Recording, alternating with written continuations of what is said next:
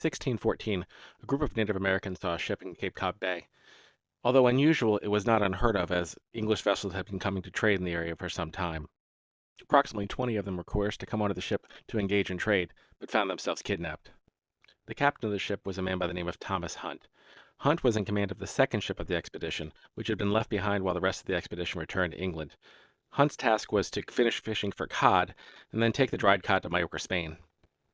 But as slavery was legal in Spain, Hunt sought to enrich himself by taking slaves as well. The head of the expedition was John Smith, and yes, it was the same John Smith as from Jamestown. He was outraged and wrote that Hunt, most dishonestly and inhumanely, for their kind usage of me and our men, carried them with him to Malaga, and there for a little private gain sold these silly savages for reals of 8. Another backer of the expedition was even more pointed. Sir Fernando Gorges wrote, "One Hunt, a worthless fellow of our nation, set out by certain merchants for love of gain, who, not content with the commodity he had by the fish and peaceable trade he found among the savages, after he had made his dispatch, was ready to set sail, more savage-like than they, seized upon the poor innocent creatures that, in confidence of his honesty, had put themselves in his hands." Among those kidnapped was a man by the name of Tisquantum.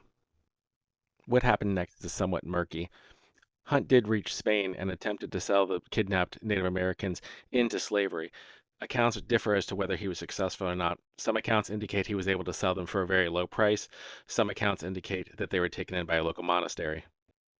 What we do know is somehow Tisquantum found passage from Malaga, Spain, into England, and was staying with a man by the name of John Slaney in Cornhill, London. Slaney was the treasurer of the Newfoundland Company, which had managed to place a colony at Cupper's Cove in Newfoundland in 1610. He employed Tisquantum presumably as an interpreter and an expert on North American natural resources for his next expedition. After making it to Newfoundland, Tisquantum met a captain by the name of Dermer, who had also been involved in the 1614 expedition. Ostensibly with the purpose of trying to establish peace in the Cape Cod area, Tisquantum went with Dermer to return to his home. Tragically, when Tisquantum arrived at his home, he discovered that his entire community, his entire village of about 2,000 of the Patuxet, all had died of smallpox and the plague. Tisquantum decided to live with the Wampanoag, the heads of the confederation that his people had been a part of, and remained in the area. Dermer, attempting to make peace elsewhere, was attacked and taken captive. Tisquantum, hearing about the incident, did come to Dermer's rescue and negotiate his release, but Dermer would continue south without Tisquantum, eventually being attacked again in Martha's Vineyard and dying of their wounds after reaching Jamestown. Around this same time, across the Atlantic Ocean, the group we now know as the Pilgrims had settled in the Netherlands, specifically in the city of Leiden. The Netherlands had become a popular destination for Protestant separatist groups who had found themselves in conflict with the Church of England. The group had originally arrived in Amsterdam, but after the founding of the First Baptist Church by John Smith in Amsterdam, the group decided to move to Leiden to separate themselves in 1609. Although this move did largely allow them religious freedom, it didn't come without other issues. The congregation was not happy with living in an urban area having come from a rural farming community, and there were great concerns about the children becoming more Dutch and losing their English culture. And the Netherlands was still close enough to England that there was some risk. When one of the church leaders, a man by the name of William Brewster, published comments highly critical of the King of England, the King of England issued an arrest warrant for him. And although Dutch authorities decided not to execute those warrants, they still were a concern. The church began considering moving to the New World. Possible destinations included Guyana on the northeast coast of South America, where the Dutch had established a colony, or another location close to the existing Virginia colonies. The group were concerned that if they agreed to settle a Dutch settlement, that they would have the same problem they had in Leiden with their children becoming Dutch over time, and if they worked with an English settlement near the Virginia settlements, they would have the same problems they have in England. Members of the group returned to England to begin negotiating for an English land grant somewhere near the mouth of the Hudson River. Both the Dutch and the English were interested in settling this area, and a race was on to get the first colony established.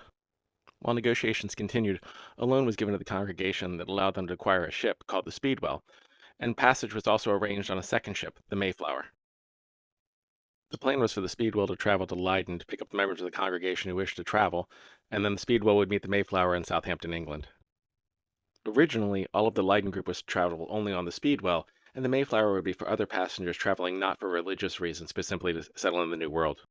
The Speedwell would remain with the colony to be used as a fishing ship, while the Mayflower would return to bring new passengers going forward. But problems arose almost immediately.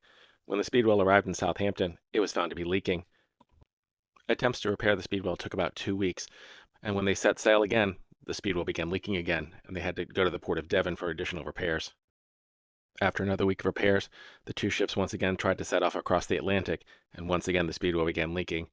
They had to detour back to Plymouth, England for additional repairs. At this point, the Speedwell was deemed unworthy for Atlantic crossing. There are some rumors that the crew may have sabotaged the ship, believing the journey was doomed, leaving so late in the year with such few provisions. Of the 102 who decided to travel on, only about half were of the Leiden congregation. Those not of the Leiden congregation were referred to by the pilgrims as strangers. Among these were 4 children, aged 8 to 4, who were the children ostensibly of Samuel Moore. Moore had married his cousin Catherine to ensure that the large properties of their two families would remain intact, but Catherine was not faithful to him.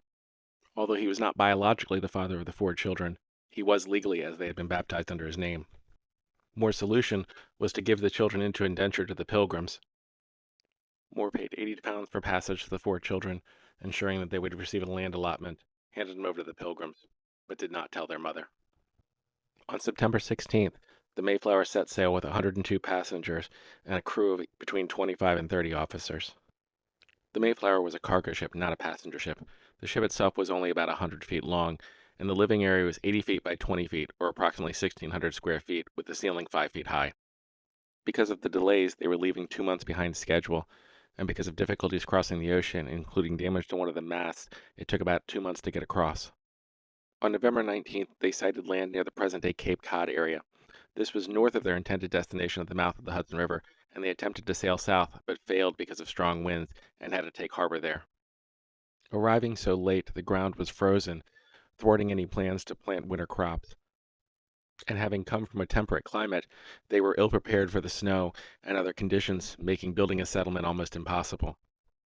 Many of their provisions had been consumed during the 2 month delay, and they had no additional money to resupply before they left. And in the original plan, the Mayflower intended to simply drop off the passengers and supplies and sail back to England.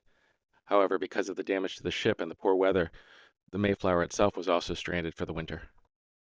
On December 16th, the Mayflower dropped anchor in Plymouth Harbor and began looking for a settlement site. While looking for a location to start their settlement, they came upon what appeared to be a recently abandoned cleared area. This was, in fact, Tisquantum's home, the land of his people, the Patuxet. They were also able to locate some seed corn and beans that had been stored by natives in the area. However, even with this good luck, they were still ill prepared to survive the winter. A mixture of scurvy, pneumonia, and tuberculosis took almost half of the colony, including 3 of the 4 Moore children. The colonists observed Native Americans scouting their new settlement, but no formal contact had been made throughout the winter. On March 16th, a single Native American man walked directly into the settlement. As the colonists intercepted him, he shocked them all by greeting them in English. He said his name was Samoset, and that he had learned English by trading with fishermen who'd come to the area, and seemed to know almost every captain by name. He asked for some beer and food, but was given strong water and biscuit.